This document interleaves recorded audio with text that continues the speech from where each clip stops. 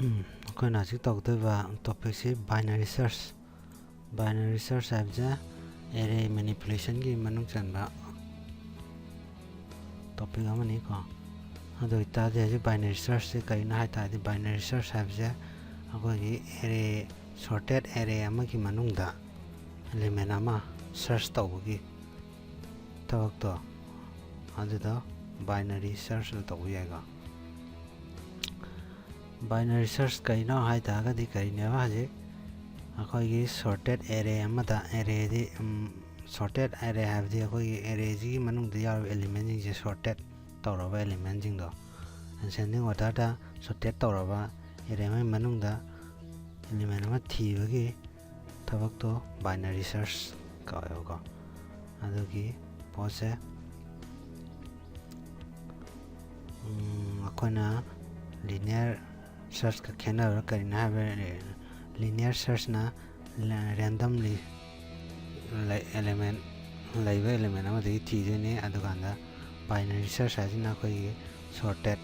ascending orderꯗ sorted ꯇꯧꯔꯕ element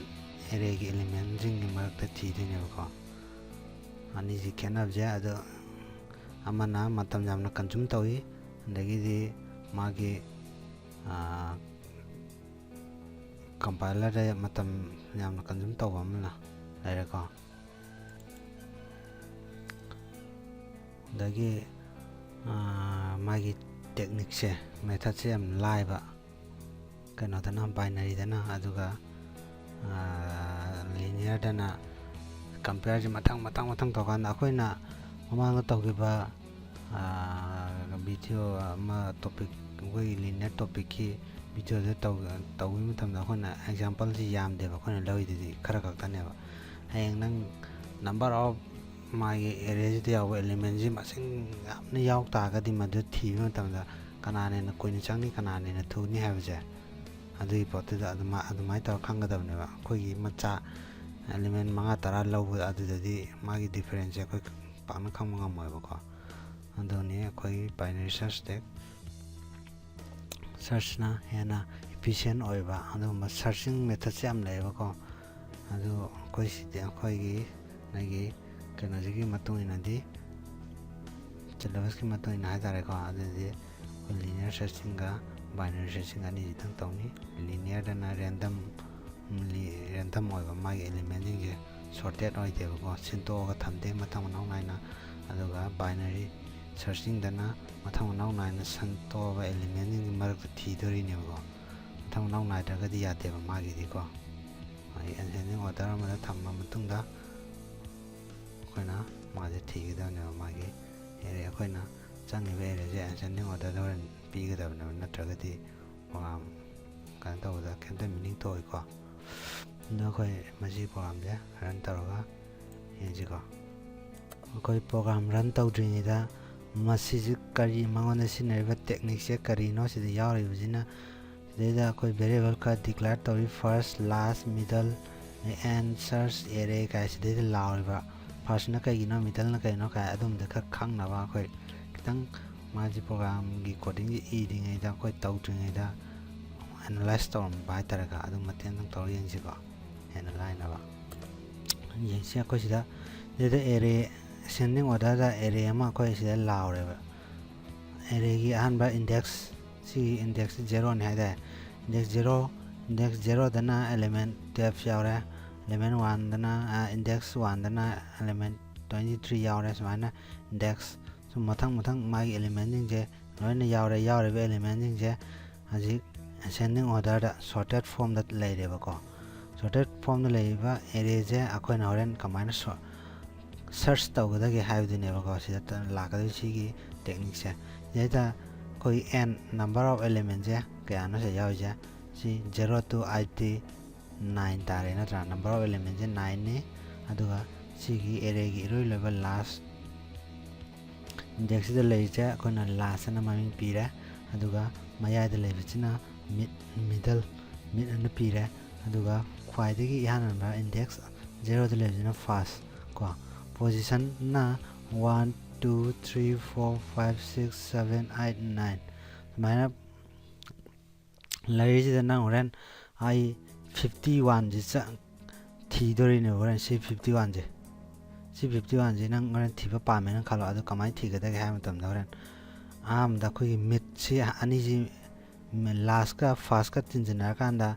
कोई to नि यन थोकांदा मिड अन फुदोकने होरन सी लास्ट सिगा सी फर्स्ट सिगा अनि जी तिनजननी अनि जी तिनजना मतमदा 0 का 8 का नत्रा 0 plus 8 0 plus 8 by 2 अदुदी सी क्या तारे 4 मा पादे लेबजे मिड होइना बसी 4 मा पाले बायदि सी मा पादे लेबजे सिना मिड तारे मिड से 65 मिड से 65 सी मुन ताजी को मिड से 65 55 65 वाला होरन तगदबा कनोजी मुन यंजे अने हाजि 65 से मिड होइरा हाजि कमाय पुथोकी अब लास्ट का फर्स्ट का तिनजनर का तुनि येलगा को मिड से हाजि अखोना थीगदो पोसिदी क्या ना कोना थीगदो पोसिदी 51 जने अदा हमदा पोस कंपैरिजन अमा तौने 65 का 51 ये कनाना चावी येंगानी अंदे तादी 65 ने चाव है ओइगी सोनगी लैरिबा सिगी एरेमेटिक सी सिदे थीनेबको सी एरेमेटिक से थीनेबा अदि सोना थीबे चंगिबा मतमनो सेव तौरे नत्रा सोनगी राइट साइड त लेबजे काना दबदा कोई सी तगदबदो तौद्रे ओनली सोनगी मटेक सिदा थीरनी सी मटेक सिदा सिगी जो अमु मिड पुथोनेबा 0 का हजे लैदोजे 0 का 4 के मागी कनो तौरकांदा होरे मिड पुथोनेबको मिड पुथोकांदा मागी जो मयाइदा अमा लेरमनेको मागी मयाइ अम फांगोद्रा अनि जिगी 0 का 4 का दी 2 जिना मयाइ ताद्रा मागी some pixel like one pixel like and 51 comparison to yang never 43 jiga 51 jiga comparison to the never adi di kana na chawe 51 chawta ga di a chawuduna right chaga ni pi ga na left chaga ni adugana akhona ji to de ja 51 ja aji si 51 ने सारम ने सोन की लेब की सरुक सीधा तौरने सोन की सरुक सिंगे कोई कांथो मने तौरे को अदि मतम जी सुम सेव तौसलक्त्रा अदि कान होरन सिमा थनगाय दि माका नंगी चंगई पोतुगा कीदुगा नंग साइ सिदैदा आइना थि पामी 51 नत्रा 51 जे होरन कंपेयर तौरने को सी लास्ट त लेहौरि ब पोसिगा अदुगांदा नंजी माना तागादि नंगी कनो जे एलिमेंट फाउंड क्राइद फंगी तागदी नोट फाउंड लाकने अदुदना अखोइना सिदे मरु अइजिदी सेनिंग ऑर्डर अम दका हम ओइरा अदुगा मिट पुथोकपा की आइडिया अमगा को ओके अखोइना दना जि कोडिंग जे हम कोडिंग लम दमु यांगजी अजि अखोइ हमदा वेरिएबल खरा इनिशियलाइज तोरमे सी हैबमने फर्स्ट हैबमने लास्ट हैबमने मिड हैबमने एंड हैबमने सर्च हैबमने एरे माय साइज न क्या होगा 100 साइज होगा एरे हम जो डिक्लेयर तोरमे अदुकंदा हमदा गोय नंगना एरे दे लेगे तो एलिमेंट दो क्या नो हंगा देखो अदुगी मतोना नंगना हंगदा नंगना मंगा ले तारा ले त्रामाथो ले हाब जा अदुगी मतोना दे सॉर्ट तौनबा पिरामे स्कैन ऐप तो को नैदी नंगी एलिमेंट दो चंगो एंटर नंगी एलिमेंट दो चंगो हारे को टीचर सिंग दो अदु चंगा क्राइड स्टोर तौनी अदु एरिया की नसागी सिदैता एरिया ना लाउगा साइज 100 लेबि सिदैता स्टोर तौना बखोना फॉर लूप हम सिनागा इनिशियलाइज तौरे एरिया इनिशियलाइज तौबको तौरे अदु मतंगा नंगी कोइना थीगदा वैल्यू दो चंगो हारे सर्च ꯑꯗꯨꯒ ꯀꯗꯥꯏꯗ ꯁ꯭ꯇꯣꯔ ꯇꯧꯅꯤ ꯃꯥꯁꯦ search ꯍꯥꯏꯔꯤꯕ ꯚꯦꯔꯤꯑꯦꯕꯜꯒꯤ ꯑꯦꯗ꯭ꯔꯦꯁꯁꯤꯗ ꯁ꯭ꯇꯣꯔ ꯇꯧꯔꯣꯅ ꯁꯤꯗ ꯍꯥꯏꯔꯦꯀꯣ ꯑꯗꯨꯀꯥꯟꯗ ꯑꯍꯥꯟꯕꯗ ꯑꯗꯨꯒꯤ ꯆꯪꯉꯛꯏꯕ ꯑꯦꯔꯦꯗꯣ ꯑꯩꯈꯣꯏꯅ ꯀꯔꯤꯅꯦꯅ ꯂꯧꯗꯣꯏꯕ ꯑꯦꯟꯁꯦꯟꯗꯤꯡ ꯑꯣꯔꯗꯔꯗ ꯆꯪꯉꯛꯄꯅꯦꯅ ꯑꯩꯈꯣꯏꯅ ꯀꯟꯁꯤꯗꯔ ꯇꯧꯅꯤꯀꯣ ꯅꯠꯇ꯭ꯔꯒꯗꯤ ꯌꯥꯔꯣꯏꯕꯀꯣ ꯑꯗꯨꯗꯨꯅ ꯈ꯭ꯋꯥꯏꯗꯒꯤ ꯃꯔꯨ ꯑꯣꯏꯕꯗꯤ ꯑꯩꯈꯣꯏꯅ ꯕꯥꯏꯅꯔꯤ ꯁꯔꯆꯇꯗꯤ ꯑꯦꯁꯦꯟꯗꯤꯡ ꯑꯣꯔꯗꯔꯗ ꯂꯩꯕ ꯑꯦꯔꯦ ꯑꯃꯅꯦꯅ ꯀꯟꯁꯤꯗꯔ ꯇꯧꯒꯗꯕꯅꯤꯀꯣ ꯑꯗꯨ ꯅꯠꯇ꯭ꯔꯗꯤ ꯌꯥꯔꯣꯏꯀꯣ ꯑꯗꯨꯅ ꯑꯦꯁꯦꯟꯗꯤꯡ ꯑꯣꯔꯗꯔꯗ ꯆꯪꯉꯛꯄꯗꯣ ꯑꯍꯥꯟꯕꯗꯨꯅ 0 ꯑꯦꯁꯥꯏꯟ ꯇꯧꯔꯣ ꯃꯊꯪ ꯉꯁꯥꯏ 0 ꯑꯦꯁꯥꯏꯟ ꯇꯧꯈꯤꯕꯗꯣ ꯁꯤꯗꯩꯗ ꯁꯤ ꯑꯍꯥꯟꯕ ꯐꯥꯔꯁꯇ ꯂꯩꯕꯁꯤꯅ ꯁꯦ ꯐꯥꯔꯁ 0 ꯃꯊꯪ ꯂꯥꯁꯀꯤꯁꯤꯅ ꯁꯤ 8 ꯍꯥꯏꯇꯥꯔꯒꯗꯤ ꯁꯤꯅ ꯀꯩꯅ ꯑꯦꯁꯥꯏꯟ ꯇꯧꯗꯣꯏꯕ ꯁꯨꯃꯥꯏꯅ n-1 ꯁꯤꯗꯅ ꯀꯔꯤ 0 0ꯗꯒꯤ ꯍꯧꯕꯒꯤ ꯁꯤꯅ n-1 ꯍꯥꯏꯗꯤ ꯑꯩꯈꯣꯏ nꯗꯣ ꯉꯁꯥꯏ ꯁꯤꯒꯤ ꯀꯩꯅꯣꯁꯤ ꯃꯇꯨꯡ ꯏꯟꯅꯗꯤ nꯁꯦ ꯀꯌꯥꯅꯣ 9 ꯅꯠꯇ꯭ꯔ ꯆꯪꯉꯛꯏꯁꯦ ꯑꯗꯨꯅ ꯃꯥꯒꯤ ꯏꯟꯗꯦꯛꯁꯁꯦ 8ꯅꯦꯕ ꯑꯗꯨ ꯇꯥꯅꯕꯅꯤꯀꯣ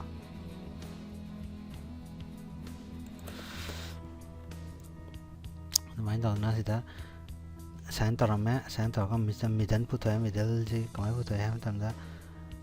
ꯉꯁꯥꯏꯒꯤꯗꯗꯤ ꯃꯤꯠ ꯍꯥꯏꯈꯤꯕꯗꯨꯅꯤꯀꯣ ꯃꯤꯗꯜꯁꯦ ꯐꯥꯔꯁꯀ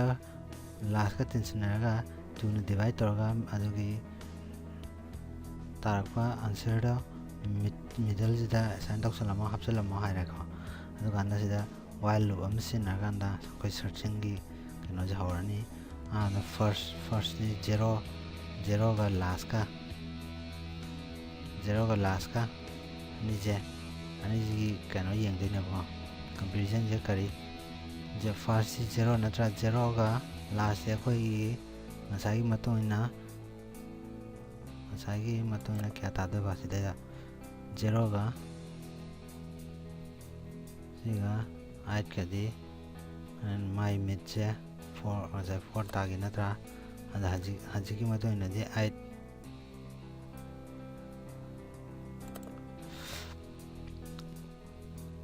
ꯂꯥꯁꯇꯤ ꯑꯩꯈꯣꯏ ꯁꯤꯗꯩꯗ 8 ꯇꯥꯔꯅꯦꯕ 0ꯒ 8ꯀꯗꯤ ꯀꯟꯗꯤꯁꯟꯁꯦ ꯁꯦꯇꯤꯁꯐꯥꯏ ꯑꯣꯏꯔꯦ ꯍꯥꯏꯅ ꯆꯥꯎꯕ ꯍꯦꯜꯂꯕꯅꯤꯅꯀꯣ ꯑꯗꯨꯒ ꯁꯤꯒꯤ ꯂꯨꯞ ꯃꯅꯨꯡꯗ ꯆꯪꯉꯅꯤ ꯕꯣꯗꯤ ꯂꯨꯞꯁꯤꯗ ꯂꯥꯛꯑꯀꯥꯟꯗ ꯑꯍꯥꯟꯕꯗ if ꯑꯦꯔꯦ ꯃꯤꯗꯜꯁꯦ ꯑꯩꯈꯣꯏ ꯀꯌꯥꯗ 4 ꯇꯥꯈꯤꯗ꯭ꯔꯥ ꯉꯁꯥꯏ ꯂꯥꯁꯀ ꯐꯥꯔꯁꯀ ꯇꯤꯟꯖꯟꯅꯔꯒ 2ꯅ ꯌꯦꯟꯊꯣꯛꯄꯗꯣ 4ꯗ ꯂꯩꯕ ꯀꯩꯅꯣꯗꯣ ꯀꯌꯥꯅꯣ ꯑꯦꯂꯤꯃꯦꯟꯗꯣ 4ꯁꯤꯗ ꯂꯩꯕ ꯑꯦꯂꯤꯃꯦꯟꯁꯦ ꯑꯩꯈꯣꯏ 65ꯅꯦꯕꯀꯣ 65ꯁꯦ ꯑꯩꯈꯣꯏꯅ ꯊꯤꯗꯣꯏꯅ ꯀꯌా 51ꯅꯦꯅ ꯑꯩꯈꯣꯏ ꯈꯜꯂꯁꯦꯕꯀꯣ 51 ꯊꯤꯗꯣꯏꯁꯤꯅ 51 ꯑꯗꯨꯀꯥꯟꯗ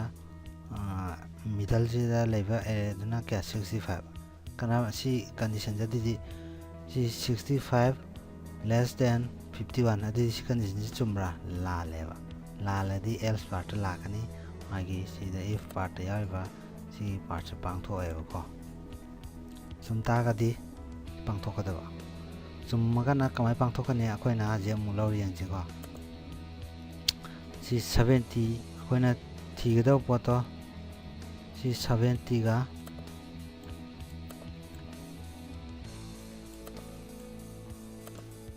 ꯑꯩꯠꯁꯤꯅꯦꯅ ꯈꯜꯂꯣꯕꯀꯣ 78 ꯑꯣꯏꯇꯥꯔꯒꯗꯤ ꯁꯔꯆ ꯃꯤꯗꯜꯗ ꯂꯩ 65 less than 78 ꯑꯗꯨꯗꯤ ꯁꯤ ꯆꯨꯝ ꯇꯥꯔꯒꯗꯤ ꯐꯥꯔꯁꯇ ꯃꯤꯗꯜ +1 ꯍꯥꯞꯆꯜꯂꯣꯏꯕ ꯐꯥꯔꯁ ꯍꯥꯏꯗꯤ 0 ꯅꯠꯇ꯭ꯔꯥ ꯉꯁꯥꯏꯒꯤꯗꯣ 0 ꯁꯤꯗꯩꯗ ꯑꯩꯈꯣꯏꯒꯤ ꯃꯤꯗꯜ +1 ꯍꯥꯏꯗꯤ ꯁꯤꯒꯤ 5ꯀꯤ ꯀꯩꯅꯣꯁꯦ ꯍꯥꯞꯆꯜꯂꯣꯏꯕ ꯁꯤꯗꯩꯗ ꯑꯗꯩꯗꯤ ꯁꯨꯃꯥꯏꯅ ꯑꯗꯩꯗꯤ ꯁꯤꯗꯩꯗ ꯐꯥꯔꯁꯀꯤ ꯄꯣꯖꯤꯁꯟꯗ ꯁꯤꯗ ꯂꯥꯛꯇ꯭ꯔꯥ ꯐꯥꯔꯁꯀꯤ ꯄꯣꯖꯤꯁꯟ ꯂꯥꯛꯑꯦ ꯑꯗꯩꯗꯤ ꯁꯤꯗ ꯐꯥꯔꯁꯀ ꯂꯥꯁꯀ ꯑꯅꯤ ꯁꯣꯝꯒꯤ ꯁꯔꯨꯛꯁꯤꯉꯩ ꯌꯥꯎꯗꯅꯕ ꯍꯥꯏꯇꯥꯔꯦꯀꯣ ꯁꯤꯗꯪ ꯍꯧꯖꯤꯛ ꯑꯩꯈꯣꯏꯅ ꯆꯦꯛ ꯇꯧꯔꯛꯀꯗꯣꯏꯁꯤ ꯁꯤꯗꯪ ꯉꯥꯏꯔꯗ꯭ꯔꯥ ꯁꯤꯒꯤꯁꯨ ꯑꯃꯨꯛ ꯃꯌꯥꯏ ꯄꯨꯊꯣꯛꯀꯗꯣꯏꯅꯦꯕ ꯃꯌꯥꯏꯁꯤꯒꯤꯁꯨ ꯑꯃꯨꯛ ꯂꯦꯞꯇ ꯆꯠꯇꯣꯏꯔꯥ ꯔꯥꯏꯠ ꯆꯠꯇꯣꯏꯔꯥ ꯑꯗꯨꯒꯤ ꯃꯇꯨꯡ ꯏꯟꯅ ꯁꯨꯝ ꯑꯦꯁꯥꯏꯟ ꯇꯧꯔꯛꯄꯩ ꯋꯥꯅꯦꯕ ꯁꯤ ꯈꯪꯉꯤꯀꯣ ꯁꯤꯅꯤ ꯁꯤꯒꯤ ꯇꯦꯛꯅꯤꯛꯁꯤꯒꯤ ꯀꯥꯟꯅꯕ ꯍꯥꯏꯇꯥꯔꯗꯤ ꯃꯇꯝ ꯌꯥꯝ ꯆꯪꯗꯕ ꯃꯇꯝ ꯃꯥꯡꯗꯕ ꯄꯣꯠꯁꯦ ꯑꯩꯉꯣꯟꯗ ꯌꯥꯝ ꯑꯣꯏꯕ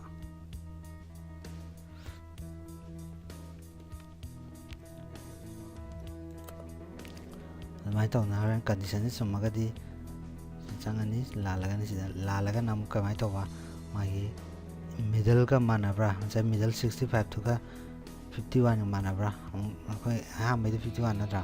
manabra check to manadre manadadi makhagi else part sigi part sidam lakalo managadi kedam da print toram moi da middle part nangna thiriba pot to phange aduga magi kainodana kamai tawdeba magi location haidare location middle +1 da lebdo nang samna ganda nang 65 ram tagadi 65 ma hoidoni na middle +1 haidi akhoi the middle +1 high be maram di kaina the first di 0 plus akhoi kainodune bako akhoi na linear searching da tawgibdo I +1 na e gibdo adugi magi location do adu poto gyan ta ga disi gyan ta ni ko id on magi location je middle +1 na id middle ji kya na ji lai ja magi kanu ji da 4 na tra adu magi location di ko si dai thrakan 1 2 3 4 5 ata nge di middle +1 da ta ja 0 de hobuni na 0 to 4 ji di 5 ne ko adu de ni ko adagi du matang da koi si ek phangbaga break sina ke do ba si gi loop se break tong na bani haida kwa loop break tor khanda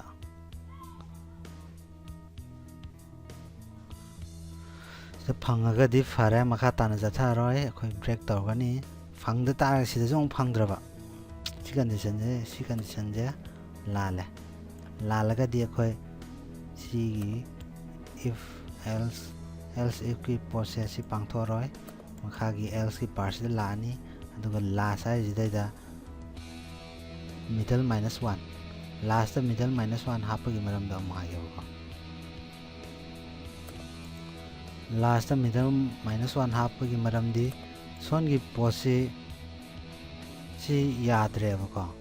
si yadre de khoi gi mathang gi last point ji kam oi di si gi posi oi di natra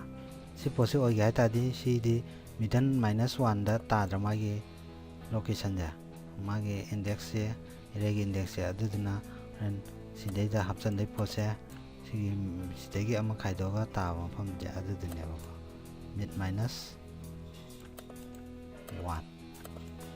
si gyan ta ko si gyan dan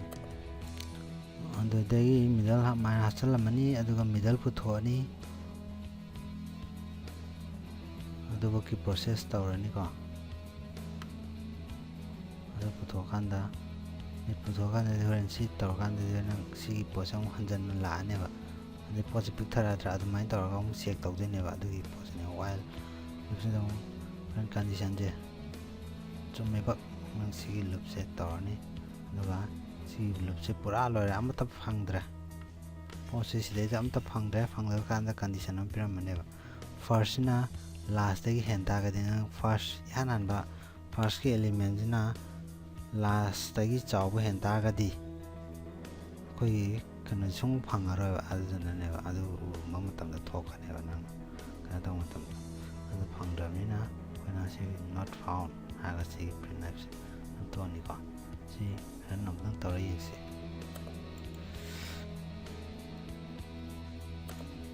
ke ran taw matam da smai na thola console ta koi number the number of element kya lega ta ke element koi inside 9 len ni bana tra 9 lo le la si 9 du sang hai ra je sia kai to chang ne ba chen ni order sang ne ba ko ni order na ta ya te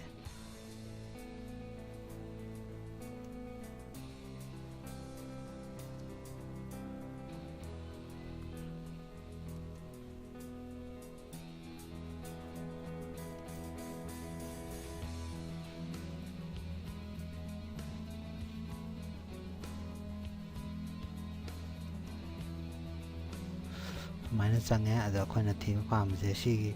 marak sida laiba masing thiba pam de ne ba khoina thiba pam value je changwa ra khoi ji kya thiba pam me yo hojik 79 ji thiri 79 mai location ja hojik 9 suda phange location ja 9 suda phange yang si 79 location 9 suba haidi akhoi ngajagi kari akhoi changiba masing duda plus 1 taraga ama thokida aduduneba ko aduna 9 suda phangi ja china magi meloni jiksi krawai karambano mana siki torije ham tamda angiba saruksa sigi hamda si condition chuma mani adu si check toramani si check toma tamda si middle jina search point jina koi middle de henta ga di si condition je sida hapchalaga middle ki right side ta la ga thiri ne ba ko adu kanda si gi else ki part se pangthok ne ba si else ki part se pangthok kanda ne ba se tholai bi atai gi kano na te ba ko sida kana i ko se sida tholai ne ba ko atopa koi si gi thok to condition amaga yengji manaba amaga middle ji akhoi sida di middle ji kai no 33 natra 33 ji horen kana taro yengsi sida na taba to pam da man laro yengsi ko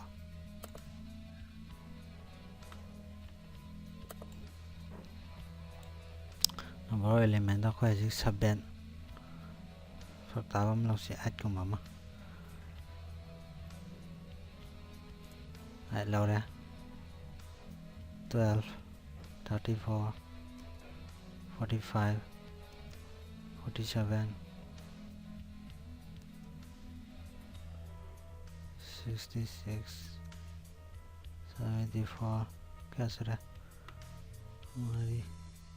निवाले 88 लो रहा है तो रहा कोई मयाई जी काम बता रहा है जी मयाई जी अंधी यंग को 57 जी 10 लोकेशन 4 दा फंगे मयाई चप चाना मयाई पोसे होता गदी कोई मयाई पोसे चुमता गदी सीजे सी मिडल चप चाना फंगबगी को सिके मयाई चारम दता गदी हरन लेफ्ट साइड तों चटला थिदिने को अदुगिंदा लेला ओके अखोय जी मजिदा याव तब अमतंग रन तौर यंगमसी रन तौर बुजिदि नन इनपुट सिदि नन पिसल लगा येंग हेना खंगनि को ट्राई तौबा तारे को 9 लवर से हजि 32 35 56 66 67 78 79 79 ओम तारू आने वाले 87 89 समाइन लारो yang से का अपन चंगे अदुगा कोई हजे यावदबा मा थाजलसी 33 तो सेति यावदे ना से यावदे बा कोई मखा के कनो से फर्स्ट का लास्ट का यंगना कांदा हरन फर्स्ट ना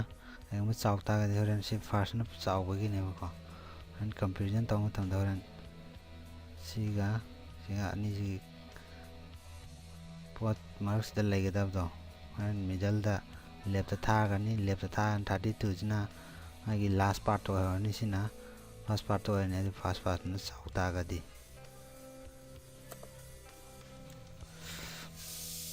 na la yaw tian thola ne ko ani si wakta koi kano ki binary searching na si wakta